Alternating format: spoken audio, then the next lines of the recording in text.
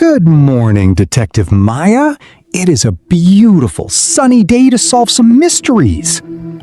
Please, Elias, no loud noises. The sun is too bright. My brain is not functioning. I feel like a zombie. A zombie? You do look a little pale today. Let me guess. Did you stay up until 3 in the morning again? It was not my fault. I went to bed at 10 o'clock, but my brain decided to host a massive party of stress and anxiety. I could not sleep at all. Oh, the classic midnight stress party. Well, detectives listening at home, you are in luck. Welcome back to the safe house.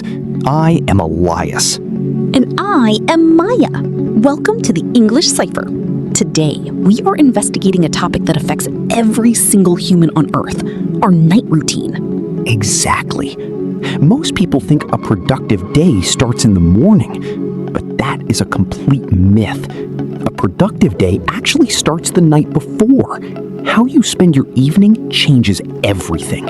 I agree. If I have a terrible night, I am a terrible person the next day. I'm grumpy, I'm tired, and I forget all my English vocabulary. So, Elias, teach me, where does a good night routine actually begin? For me, the night routine begins the exact second I walk through my front door after work. The environment must change. Oh, I know exactly what you mean. When I get home, the very first thing I do is throw my shoes off. And then, the best part of the day, I put on my comfortable pajamas. I cannot imagine you in professional clothes anyway. But yes, changing your clothes is actually a psychological signal. It tells your brain work is officially over. It is time to unwind. Unwind. UNWIND, meaning to relax after a period of work. Yes! I put on my massive, fluffy unicorn slippers and I instantly unwind. So after you change your clothes, do you immediately go to the kitchen and start cooking a massive dinner? Not usually. I like to sit on the sofa in complete silence for about 10 minutes. No music, no phone, just breathing. It helps the stress of the day fade away. 10 minutes of silence? I would go crazy. When I walk through the door, I go straight to the kitchen because I am starving. I need food immediately. I am not surprised. Eating a good dinner is the anchor of the evening. But Maya, here is a serious question. What time do you usually eat? Usually around 7 o'clock. Sometimes 8 if I am busy. Why? Does the time matter? It matters a lot. Digestion takes a massive amount of energy. If you eat a huge, heavy meal like steak or pizza at 9:30 at night, your stomach is working incredibly hard while you are trying to sleep. Your body cannot rest. Oh, wow, that makes so much sense. If my stomach is running a marathon, my brain cannot sleep. Exactly. Eating earlier gives your body time to process the food. But of course, this is also a massive cultural difference. Oh, yes, I was reading about this. In places like Spain or Italy, people often do not eat dinner until 10 o'clock at night. True. If I ate a heavy meal at 10 p.m., I would be staring at the ceiling until sunrise. But in their culture, the evening stretches much longer, and the streets are alive at midnight. In other countries, the streets are completely empty by 8 p.m. It is fascinating how our environment shapes our habits. But okay, so we ate dinner, it is 8 o'clock, the kitchen is clean. What happens during your me time? Me time. The time dedicated entirely to yourself. Well, I like to read a book or listen to some classical music. What do you do, Maya? Be honest. If I am being completely honest, I sit on the sofa, I take out my phone, and I tell myself I will just check Instagram for 5 minutes. And how long does the 5 minutes usually last? Elias, it is a black hole. 2 hours pass in the blink of an eye. I start by looking at photos of my friends, then I am watching videos of cute cats. and suddenly it is 11 p.m. and I am watching a video of a guy building a swimming pool out of mud in the jungle. Building a swimming pool in the mud. Yes, we have a very specific word for this dangerous habit in modern English. We call it doomscrolling. Scrolling infinitely through short videos or social media without stopping. Doom scrolling. It is the perfect word because it feels like doom. It is so easy to do, but when I finally put the phone down, my brain feels like it is vibrating. I don't feel rested at all. There is a biological reason for that, Maya. It is the blue light. The screens on our phones and laptops emit a very specific blue light. Blue light? Why is that bad? The sky is blue. Exactly! The sky is blue! So, when you stare at a bright blue screen at 11 p.m., the light enters your eyes and tells your brain, hey, the sun is still up! It is daytime! Wake up, everyone! Oh my goodness!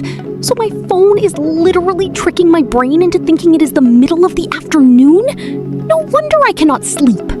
Your brain stops producing melatonin, which is the sleep hormone. That is why it takes you hours to fall asleep after doom scrolling. If you want to fix your night routine, the phone must be put away at least 1 hour before bed. Okay, no phones in the bedroom. I am going to buy a real old-fashioned alarm clock today. But Elias, the phone isn't my only problem. Sometimes I watch TV, and I say the most dangerous sentence in the English language. Just one more episode? Yes, just one more episode. Every single TV show ends with a massive cliffhanger. So I watch another one, and then I wake up the next morning feeling like a zombie. We all struggle with it. The entertainment is designed to keep you watching. This is why having a strict shutdown time is so important. Okay, but Elias, let's talk about the worst part of the night.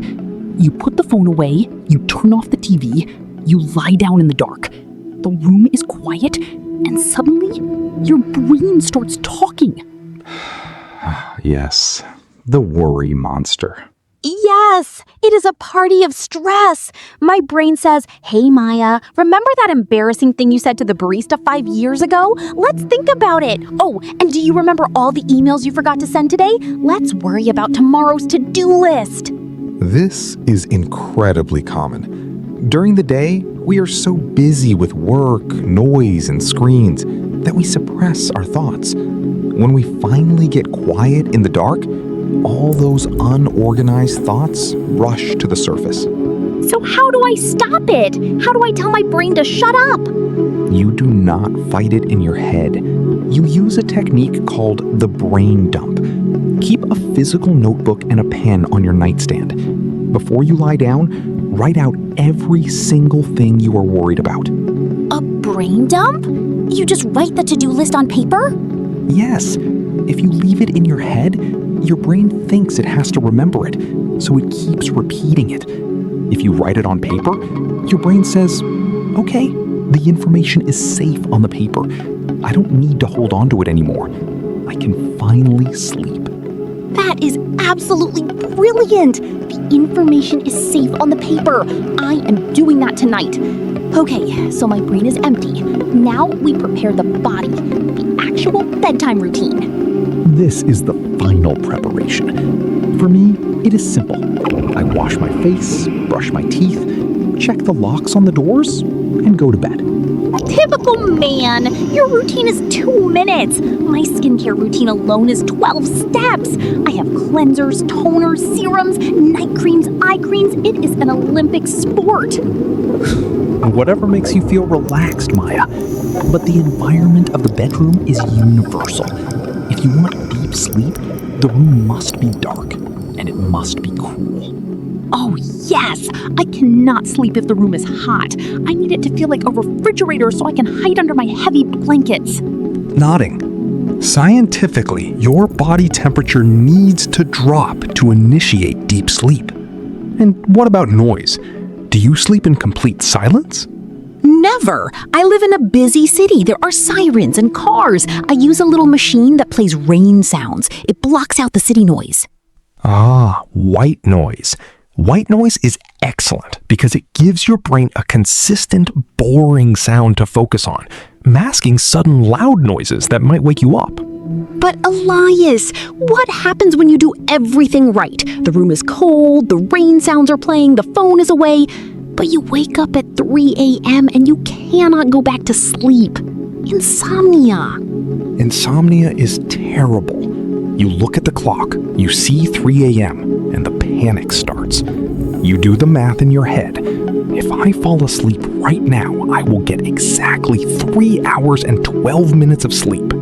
Yes, the sleep math. And doing the math stresses you out so much that your heart beats faster and then you definitely cannot sleep. It is a vicious circle.